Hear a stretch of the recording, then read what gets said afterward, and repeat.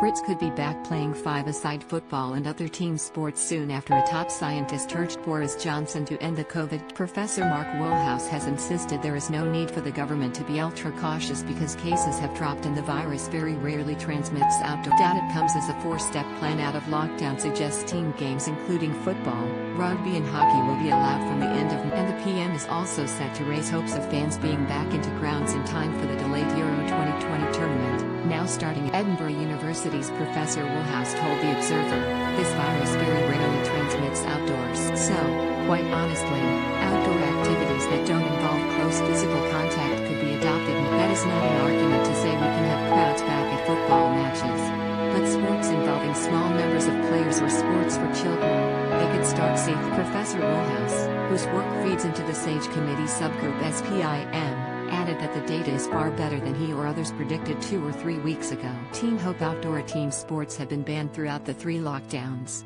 They were stopped in November, but allowed again in some areas, depending on the tier, through December before being forbidden again in January for the current lock. But Professor Woolhouse said, "If you ask what should the government be considering, then measures to allow us to have outdoor activities should be right at the top of the list." He added that ensuring safe transport to parks and grounds and the safety of changing rooms must be considered if rules were. But other scientists urged caution in fear of causing another wave of coronavirus infections. University College London's epidemiologist Anne Johnson said, "Although all the indicators are in the right direction, it is still too soon to unlock.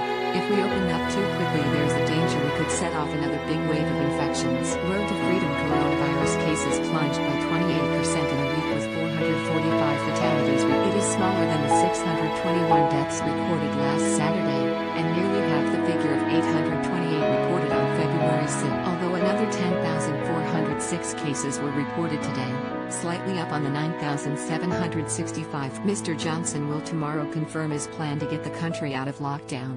Step 1 may be the trickiest as militant teachers are threatening to wreck plans for all schools to reopen on March. It will be followed by an end to restrictions on close family interaction, with grandparents allowed to cuddle.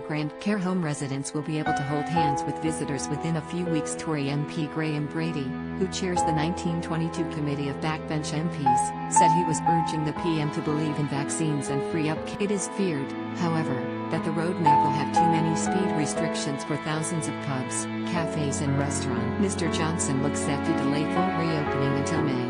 The success of the jabs program has given the PM confidence to unlock slightly faster than first expected, and he is expected to focus on upping his vaccination program over the coming days as he aims to jab every adult by the end of July. He said last night, hitting 15 million vaccinations was a significant milestone.